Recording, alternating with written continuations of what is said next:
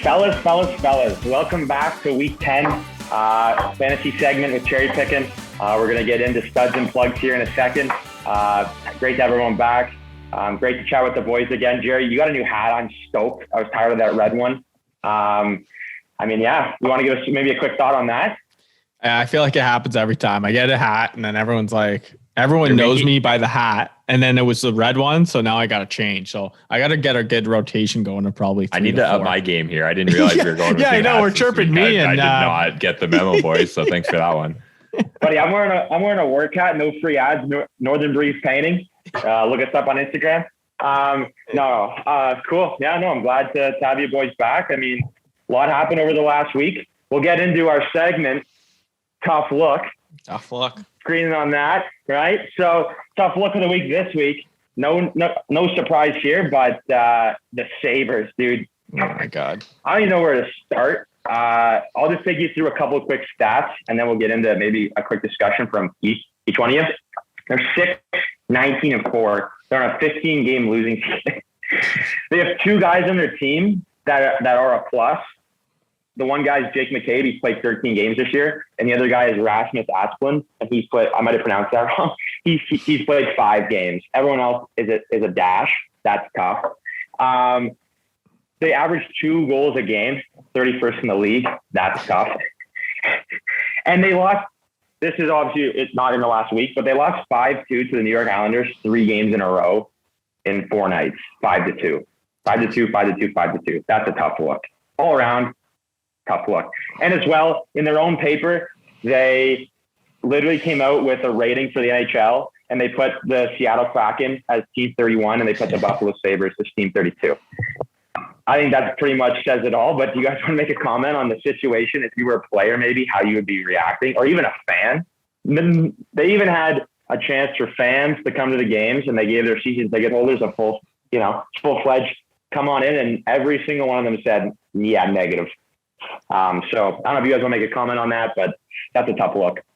Yeah, Jack Eichel's he's got to get out of there. I don't know how he's got to get out of there. I mean, this is just a disgrace. I mean, they keep firing coaches. I wonder how many coaches they've gone through in the past 5 years. But I mean, I think, that's like you said. I think the defenseman there said, I don't think it's the coach, you know. You laugh about that. It's like, yeah, no shit, it's not the coach. But they brought in Taylor Hall, and it's just nothing's working there. I don't even know what you do. Do you just trade everyone and just rebuild again? Well, that's the thing, right? So that they bring in Taylor Hall, and I think there's a bit of optimism going into the year. Like we're finally going to contend. We're gonna make a little run in this division and go for a playoff spot with Hall and the young guys getting older. But that obviously didn't happen. My only real, I'm not a Sabres guy, not watching many of their games, but I saw on Twitter their 3-on-1. Like I saw that clip going around where they had a 3-on-1. They lose the puck, it goes the other way, and they get scored on. It's like that's their whole season right there, right? That just sums it up better than anyone could. Oh yeah, like I said, all around tough luck. And I mean, I don't know. Jared, to go to your point, since 2013, they've gone through 1, 2, 3, 4, 5, 6, and then Don Granato, who's obviously the interim, is going to be their 7th. That's just crazy. That's so pretty much like one a year. Yeah, 1 a year. Oh, good. Yeah, it's definitely them though. Cool. Well, no, I'm glad we can all agree on that as we get into this week's studs and plugs. The main reason people listen to get ahead in their fantasy leagues. So we'll just touch base quickly from last week. We're kind of keeping a running score. Brody has, our hockey expert, has been dominating Jer, who great guy, but just needs to try harder. And yeah, I mean, because of the start that Jer had, I'm going to give him the W this week based off his goalie.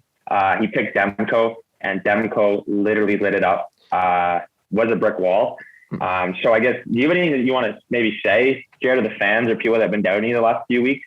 Don't just casually mention Demko. If anyone drafted them, they won their week. Okay, I won a lot of people money out there.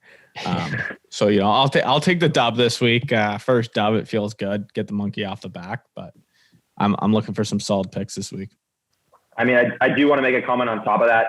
Your stud wasn't that great. He's pretty much an average defenseman in Petrie. And Brody, I do want to say, Backstrom wasn't like anything crazy, but still, like, I don't know. He had he was hot for the week. He started off with 15 points, 15 fan points, then 18, and then kind of died down, but not too bad there. But your plug call was pretty good. JVR went ice cold after we released on Monday. Went 0, -1, and 3 points.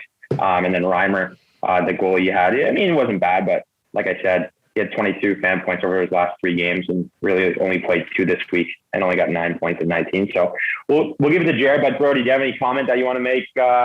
Maybe to Jer, or anything that? Yeah, I mean, the Demko pick was good. I'll give you that. Reimer not so hot for me. So what can you do? Wasn't necessarily expecting the week. I had a hot take on JVR and it worked out. Mm-hmm. So I was maybe hoping for it to eke out a win there, but 3-1 still good. I'll still take my 3-1 record for sure. Yeah, and it's funny because Sandy picked you guys up over the owner's box. He chose Reimer for Brody, and then he went with Petrie for Roach. So kind of picked like the 2 worst out of that. What can you do? He may not be too happy with us right now, but every other pick was solid. So yeah. Well, if you're gonna ride, make sure you ride it all right. Cool. So let's get into this week then. Brody, we'll start with you. See if you can rebound here. Maybe go into your stud this week. Yeah, I want to get back in the win column, so I'm going to go with a few hot takes here and see if I can get them right here. So my stud of the week is Ryan O'Reilly, which is a bit off the board. He's getting drafted. He has a 62.65 ADP over the last few weeks on Owner's Box. So, not really relevant in 2 and 4 man leagues, but if you're going 8 and 16, definitely in play. He's got 4 games this week. I think St. Louis is playing all right, but it's more who they're playing against. So they got 2 games against the Ducks, who have been, not so hot this year. Mm-hmm. They've got Vegas and Wild, which don't seem like good games, but they are coming in with rest, and both those games are back-to-back for the other team. So they're playing Vegas tomorrow in a back-to-back, and then they get the Wild coming off a back-to-back. So they're rested, coming off teams that aren't. O'Reilly quietly having a point per game year right now. I mean, he just had a 4-point game, which got him there. But definitely not getting the recognition I think he deserves. I think St. Louis is kind of flying under the radar, after their cup run, and then kind of they're not that top team anymore. At least in people's minds, they aren't. I know in their division they're kind of getting overshadowed by some of those top teams. I think 62 is too low of an ADP. Like I don't think there's 60 guys I'd take before him. Definitely not. So if you're kind of in one of those 8-man leagues, I'd look at maybe right around that number, taking him and looking for a good week with 4 games against opponents that they can score against. Yeah, I mean, like you mentioned quickly, they kind of went on a bit of a skid. They lost, I think, 4 in a row, actually 5 in a row, and now they've won 2. And they got, like you said, a pretty weak schedule with Anaheim and Mini. Not that they aren't great, but they can definitely take advantage of those teams. So, and I mean, he leads their team, pun intended. He's the captain. So, I think that's a really good idea. Chair, you got anything to say before you like? Yeah, I like O'Reilly. I think that he's always been kind of a underrated player, but like you said, quietly getting the point per game. So that's a great pickup for his ADP.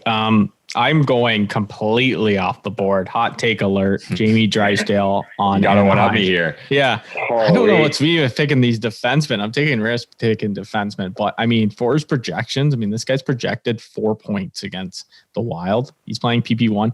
I don't like taking guys who are new to the league, especially on Owner's Box, but this is a guy we could pick up last overall, no problem, most likely. He plays 3 games this week, which is good to pick up as the back end defenseman for your team, where I would probably just play him against the Wild and have the other 2 defensemen take over. But no, he's getting like 18 minutes a game right now in his first 2 games. He has 2 points. He had that great opening game, and I think he's worth the risk. I mean, Anaheim, it's time for them to shift towards these young guys. They brought Drysdale up. They're committed to him. I'm looking at his ice time. I think he's a great pickup. He gets shots, playing on that PP1, manning it. So I like Jamie Drysdale as my stud this week. I think you just said Drysdale. It sounded like. Yeah, it sounds like Drysdale, but I'm saying Drysdale. Okay, perfect. Yeah, I don't have the best speech, so I just want to make sure all of you out there can actually know what you're talking about. I'm not big. You say he's projected to get 4 points. Yeah, you see, it's weird because he's so new to the league that his projections are going to be low. It's just right, Brody. You can correct me if I'm wrong on that. I think essentially, right, no one really knows what he's good for yet. I think 4 is probably fair. I think that's maybe a bit of too hot of a take from you there, and I think you just kind of gave me the win for the week. But I'll let you continue. I'm trying to give these viewers, something they can take last round and win their league. So assuming for Yahoo or like any season long league, he'd be open then, right? Oh yeah, you'd be saying jump on him right now. This is a good waiver wire pickup, and that's also why I'm putting him here, because I think it's great for season long owners. But I think Drysdale, I'd have to look it up, but I mean, he'd be a great waiver wire pickup right now. He's on season long. He's 14% rostered, and he went up 12% last week. So he's highly available. They're going to give him the opportunity. And the nice thing is that they're not going to be all over him for like making mistakes. Like they're going to let him play freely, right? Which means you're going to get that little offensive flair. So if teams kind of sleep on him thinking he's a young kid, maybe we're not really that worried about him. He definitely could light it up. Again, I think he probably just gave, Steinfeld and delivered the win to Brody this week.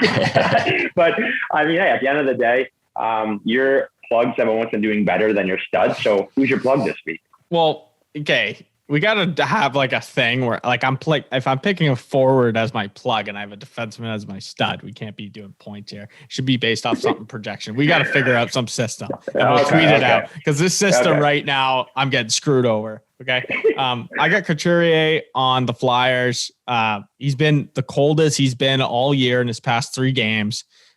He's playing the Islanders, won the game. He's got 4 games, so he's playing the Islanders. The Rangers have been pretty good. They got their guys back, Panarin. I don't like him. Like he goes pretty early in drafts, and I just think that, he's on the coldest stretch. I wouldn't trust him this week. I think there's better options out there. So I am going to go Sean Couturier, coldest of the year right now. So I'm going to pick him. Well, I'll jump in there quick and say that's, fair enough. That's your call. But I do want to remind everyone that you did pick 2 D-men last week. You didn't pick a forward and a forward. So figure it out here. All right. I'm a big stat guy. I got the notes written down. You're not going to get anything by me. All right. So you can say what you want about the system that we need to portray to help you out.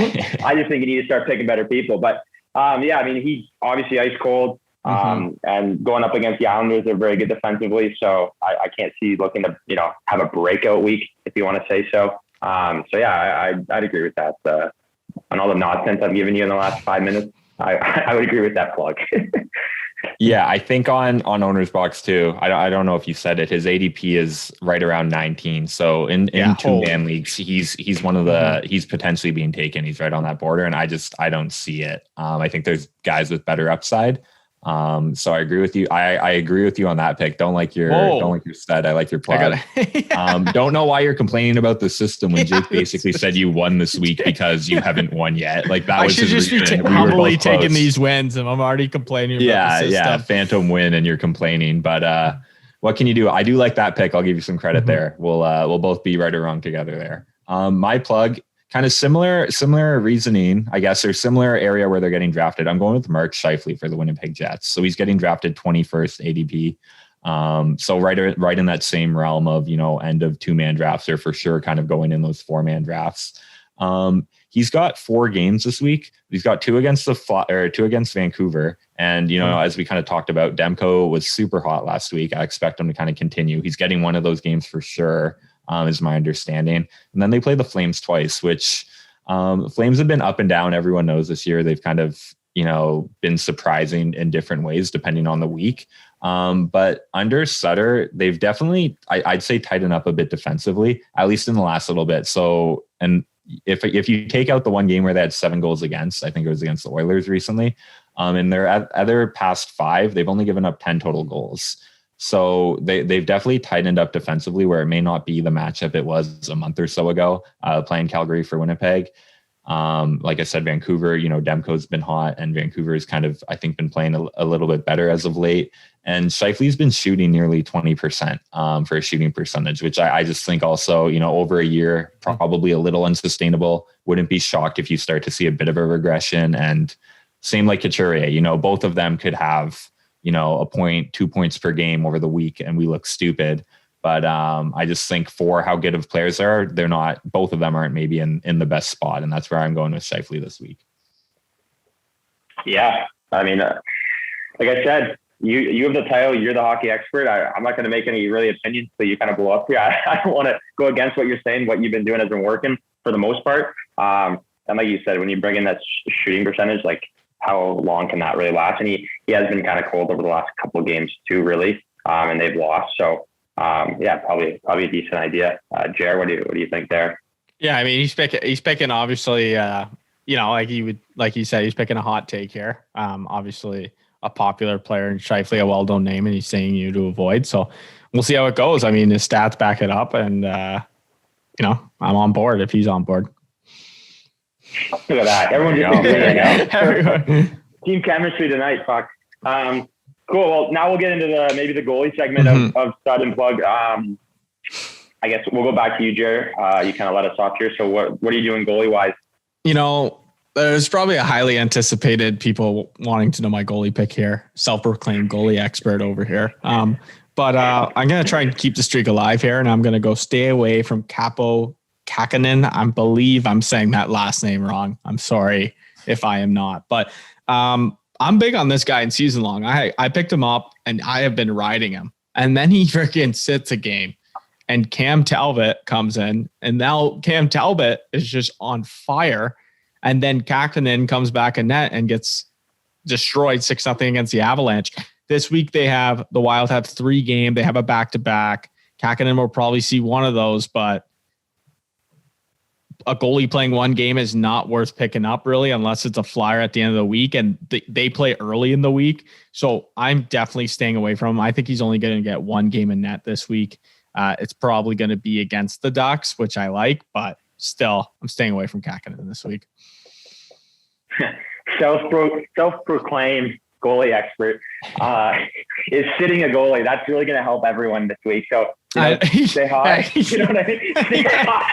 That's what people want to hear. Just stay away from this guy. Yeah, Roach. I'll say this. I'll say this with the goalie with 1 game. He hasn't played that well. I'll say this. Stay away from him. No. I'm saying this. Stay away from Kahkonen. Pick up Talbot. That's what I'm saying. So technically, it's a little bit of both, but I'm saying more like stay away from Kahkonen, but pick up Talbot as a value pick because he's going late in drafts. His projections aren't high. I mean, that's fair. That's fair. I mean, like I said, and we apologize for any mispronunciation. We love Finnish people, so it's just that we can't speak properly. I'll jump into mine quick before we get to Brody. I had a rough and tough look. I had a tough look last week going Devin Dubnyk, trying to do something off the board, make myself a name. Didn't really work out. He had an opportunity, but Sharks just really aren't that good of a team. So this week I'm gonna go with someone that's really hot right now, and I think he's gonna stay hot. I'm gonna go with Philipp Grubauer from Colorado. In the last, basically 3 games, he's gotten 25 FP, 24, and then he had the big win against your Minnesota Wild that you're going against 6-0, and picked up 51. They do play 4 times this week. Now, one of them's a back-to-back. So he probably won't obviously have both of those, but I'd like to see. He's going to play both games later in the week because they're playing Vegas, and they're right now battling for the top spot in their division. So he's most likely going to see both those games. So he's getting 3 out of 4, I would imagine. And they're going to be big games for Colorado. I think the big boys for Colorado are going to play, and they want to get ahead of Vegas. So those are 2 games to kind of jump, or I guess pole vault them into first over Vegas. So hopefully I can get lucky here and maybe make some kind of name for myself on the stud for a goalie. What do you guys think? Is it an upgrade? Like, grade me there. I mean, that's an upgrade. You want Grubauer. I think that's an upgrade that goes without saying. I like it. I've been high on Colorado throughout the year. So they obviously had the hot start, kind of slowed down a bit, and they're right back there. I think they've won 7 in a row. I might be completely off base there, but I feel like they just keep winning. Or they've been really hot lately. So I like them over Vegas. I mean, those are tough matchups regardless. So maybe a bit of a hot take there, but I would ride with Grubauer if you're going in on owner's box. I'd look at picking him up, especially with 4 games and he's going to probably play 3 of them. That kind of sets you up pretty well for the week. Yeah, they're 6-7 and 6 of 7 in their last 7. So they had 1 loss on the 16th on Tuesday last week to Anaheim actually. But then other than that, they've, like I said, won the remaining amount. So, but yeah, no, I appreciate the support, Brody. I'll take anything I can get. And then I guess, let's move into, Jared, do you have something to say about me or no? No, I think it's obviously a tough matchup. I mean, Vegas and Colorado going at it. I think it's just the win factor on that is kind of a question mark. Obviously, it's going to be competitive games, but yeah. Well, this is the thing. You're the self-proclaimed goalie guy. Everyone on this pod so far has had a hot take. So this is my hot take. And I cannot wait to sit here a week from now on Monday and be like, boys, should have listened. But anyways, Brody, let's go into yours. You gonna have a stud or you gonna have a plug like Chair? It's a stud, but it's kind of a wait and see. It's more of a season long play. So I'm picking Jack Campbell for the Leafs. I'm a homer. I'm a Leafs guy. I'll self admit that. But Freddie, like if you guys, I don't know how much you guys watch the Leafs. I know you're not fans of the Leafs, so I'm not sure how in tune you are. But Freddie has not been playing great. Leafs have not been playing great over the last few weeks. But Campbell comes in, plays for the first time in a while, and gets his second straight shutout. Where obviously the Leafs want Freddie good to go for the playoffs, like they want him to be confident. But I think like everyone else in the North has kind of caught back up to them. So if Jack Campbell's their chance to win, I think you got to ride the hot hand. And that's where I want to lead with a bit of caution, where I could see them still trying to, go with like a 50-50 and get Freddie back in. And especially this week, because they only have 2 games. He's not an obvious play on owner's box, but I think in season long leagues, if you haven't picked him up already, I know he's like plus 20% today. And I think he's around like 30% owned when, as we're recording, I'm sure it's already higher than that. Where he keeps climbing, but there is that chance there that kind of, they give him the job. He stays hot. Leafs go on a bit of a run. And he kind of, I think, is more than worth the pickup at that point. So in owner's box, I'd say kind of sit tight, maybe wait a week, see if it gets figured out. But if he is the guy, I'd have no issue drafting a top goalie on a top team. Maybe not a top goalie, still needs to prove himself, but definitely, a player on a top team that is definitely trying to kind of, get back on a hot streak after a few cold weeks there. Yeah, I mean, I actually picked him up in season long on Saturday afternoon, and then he got the shutout, which has helped me a lot in my weekly matchup. But this is just kind of like a more projected question. But do you think if he gets on a bit of a run, that they will have a goaltending situation in Toronto where, he could be the guy? Because he won the World Juniors, right? He was a top pick. Like it's not like he has a backup, right? He has the junior pedigree. They brought him in with full confidence that he can be a competent goalie if they need him. And if our starter goes down, we're comfortable with him. So I think if he goes on a hot streak, I mean, Anderson's their guy that they want. But if Campbell's the hot hand and he's on a hot streak, like stranger things have happened, right? We've seen, Binnington come out of nowhere and lead a team. Like, I don't think that's an absurd reach by any means. And I think if he's the guy that's going to get them wins and they want to kind of secure this division, that's the way you have to go. And if he's the hot hand going into the playoffs, I think you got to kind of go with it at that point. I mean, he's either 5-1 or 6-1 this year and back-to-back shutouts. Yeah. Like you got to, I would think you just have to go with him for now and see how it goes. He's actually 4-0. 4-0. Okay. Yeah. I don't know where his stats. Thanks for the correction there. Yeah. Thank you. No. I was gathering. No, we got it. The fans got to know. I don't know where that loss came from. Yeah. No. I believe I'm right. It was on hockey. It was on Hockey Reference. So he's a 1 goal against average, and 4-0 is what I have. And back-to-back shutouts. Like I think. I mean, right now it's up in the air because they're not playing for a few days. I think they got to kind of go back to him with what they've seen, and then it's his to run with if he stays hot. No, I agree with. Jake, what are you saying here? Yeah, we're kind of done talking about fantasy, so we get if you want to and the channel, but to not get into something too big of a conversation. If he starts doing well, do you look at a potential re-sign mid-season to kind of get him at a lower deal if he does get hot and lead them long term, or no? Do you think that's just a joke? I don't think they can do that. I think Dubas likes, from what I understand, he kind of likes leaving that stuff to the offseason, letting them play. If Campbell wants it, but at the same time, I think the idea is kind of, if they can't afford Freddie, you got to start looking at next steps. And if you can get Campbell on good term, could make sense. But that's just me as a Leaf fan seeing a back-to-back shutout and getting a little optimistic, I think. Yeah, plan the parade. Brody has his calendar set up in his back over his shoulder. July 2nd, parade downtown Toronto. No, that's funny. Yeah, no, I just throwing the question out there, making sure we're kind of keeping things on our toes here. But that's week 10. Hopefully, you know, what we talked about will help you this week. Looking forward to meeting with you guys next week again. But do you guys have anything to say? Kind of final remarks here for this week's episode? No, drop your comments below. Ask us some fantasy questions. We'll be there to answer. And make sure you like the video. Let us know who you think's going to win, because I'm 3-1. I think I should be 4-0, and I think I'm about to be 4-1. So we'll leave it at that. And if you want to ask our goalie expert now, self-proclaimed, he has all the answers. So make sure you definitely ask him and see if we can get him back down to that, you know, bottom of the totem pole by next week. So, but yeah, awesome. Well, fellas, we'll talk again next week, and it was a pleasure speaking with you guys today. See ya. Good boys.